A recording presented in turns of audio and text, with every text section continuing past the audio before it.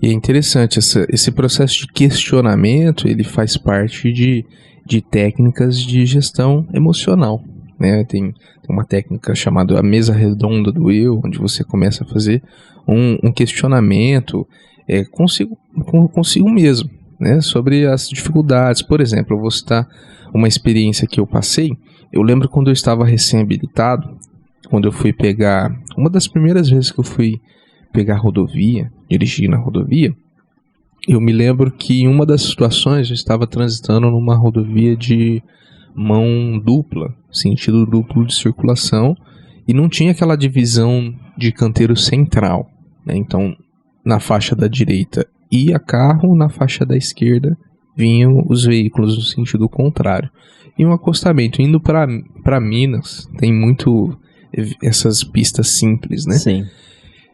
E eu tinha e tava à noite, e eu tinha um problema. Quando os faróis dos veículos que vinham no sentido contrário batiam no meu rosto, causava aquela cegueira momentânea de você conseguir enxergar as coisas que estão mais longe.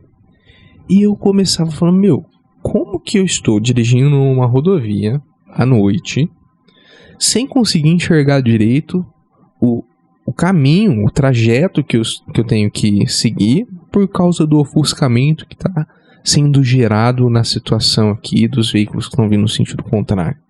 Como que eu vou dirigir? Aí eu comecei a raciocinar.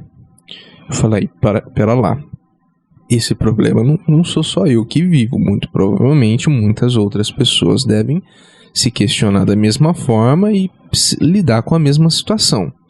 Quais são os recursos que eu tenho aqui nessa situação?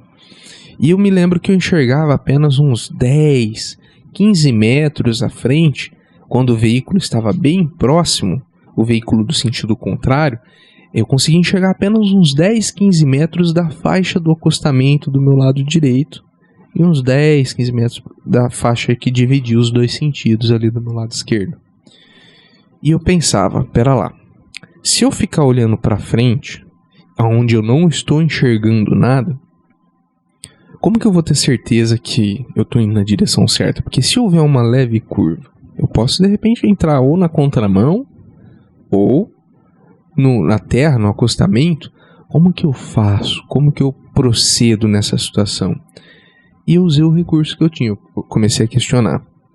Se eu olhar só para a faixa, que tenha 10, 15 metros de visibilidade aqui na minha frente, o que vai acontecer? Porque a faixa é a única coisa que me guiava naquele momento. À noite, você não enxerga o que está à frente, porque tem um farol muito claro no seu rosto. Mas a faixa você enxerga um pedaço.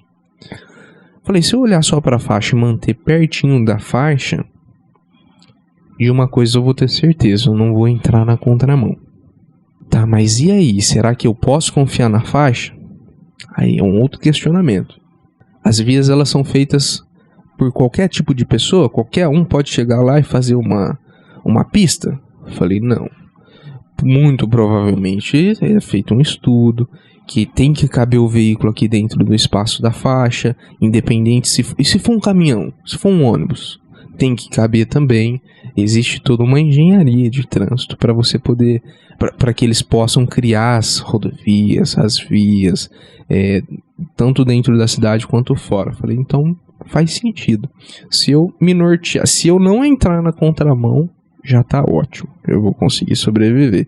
E eu me norteava. Sempre que vinha 2, 3 veículos assim, um muito próximo do outro, no sentido contrário, que aumentava o ofuscamento, o meu norte era aquela faixa, onde eu passei a confiar na faixa por entender, num processo de questionamento, que aquilo ali era feito por engenheiros, que eram calculados e não eram feitos de qualquer forma. Então, através de um processo de questionamento, eu consegui entender que eu poderia, nessa situação, confiar ali na faixa, que eu não iria entrar nem no mato e nem na contramão. Então, olha como que é importante, às vezes, a gente racionalizar e questionar aquela dificuldade, aquela limitação que a gente tem, para tentar encontrar uma saída. E sempre vai ter uma saída, né? Sim. as perguntas são, esse questionamento, as perguntas, as questões são importantes porque elas precisam de uma resposta, né? Então, quando você faz essas perguntas objetivas e começa a chegar ao raciocínio, te leva a um raciocínio, né? Quer dizer, a pessoa começa a chegar a um autoentendimento da situação, o que aconteceu com você.